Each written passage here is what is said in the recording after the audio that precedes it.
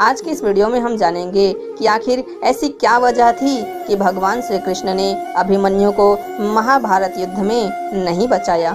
महाभारत की कथा सभी ने सुनी और देखी होगी और यह भी जानते होंगे कि महाभारत का युद्ध कैसे हुआ और किन के बीच हुआ, लेकिन बहुत ही कम लोग जानते होंगे कि महाभारत के युद्ध में भगवान श्री कृष्ण ने अर्जुन के पुत्र अभिमन्यु को क्यों नहीं बचाया था। दरअसल आज हम आपको इसके बारे में बताने जा रहे हैं कि धर्म की रक्षा करने वाले भगवान श्री कृष्ण ने युद्ध में अभिमन्यु को क्यों नहीं बचाया, क्योंकि अभिमन्यु बहुत ही कम उम्र के थे जब उन्होंने इस युद्ध में भाग लिया था और वो इस युद्ध में वीर गति को प्राप्त हुए थे।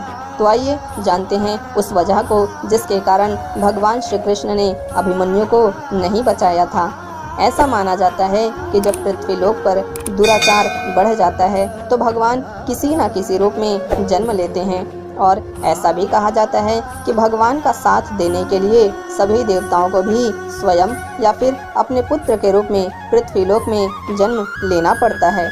बता दें कि द्वापर युग में दुष्टों का विनाश करने के लिए भगवान विष्णु ने श्री कृष्ण के रूप में जन्म लिया था और फिर ब्रह्मा जी ने सभी देवताओं को भी श्री कृष्ण की सहायता के लिए पृथ्वी लोक में जन्म के लिए आदेश दिया।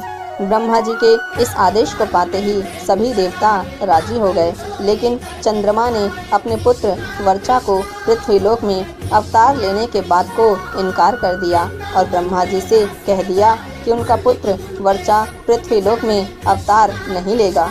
लेकिन सभी देवताओं के दबाव और समझाने पर कि धर्म की रक्षा के लिए उन्हें यह कदम उठाना ही पड़ेगा और यह सिर्फ उनका कर्तव्य ही नहीं दायित्व भी है। देवताओं के दबाव के कारण चंद्रमा विवश हुए और उन्होंने सभी देवताओं के सामने एक शर्त रख दी। चंद्रमा ने यह शर्त रखी कि उनका पुत्र ज़्यादा दिनों तक पृथ्वी लोक पर नहीं रहेगा। इसके साथ ही उनका पुत्र भगवान श्री कृष्ण के मित्र के पुत्र अर्जुन के पुत्र अभिमन्यु के रूप में जन्म लेगा और वह भगवान श्री कृष्ण और अर्जुन की अनुपस्थिति में अकेला ही अपना पराक्रम दिखाकर वीर गति को प्राप्त करेगा, जिससे तीनों लोकों में उसके पराक्रम की चर्चा होगी। चंद्रमा के इस शर्त के आगे सभी देवता विवश हुए और फिर चंद्रमा के पुत्र वर्चा ने महारथी अभिमन्यु के रूप में जन्म लिया और फिर वो महाभारत के चक्रव्यूह में अपना पराक्रम दिखाते हुए अल्प आयु में वीर गति को प्राप्त हुए।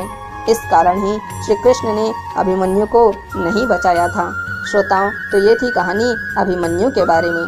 हमें उम्मीद है आपको आज की ये कहानी पसंद आएगी। इस वीडियो को ज़्यादा से ज़्यादा लाइक और शेयर करें और हमारे चैनल को सब्सक्राइब कर घंटी के आइकन को भी दबा लें ताकि हमारी नई वीडियोस की नोटिफिकेशन आपको मिलती रहे। हमारे साथ जुड़े रहने के लिए आपका बहुत बहुत धन्यवाद।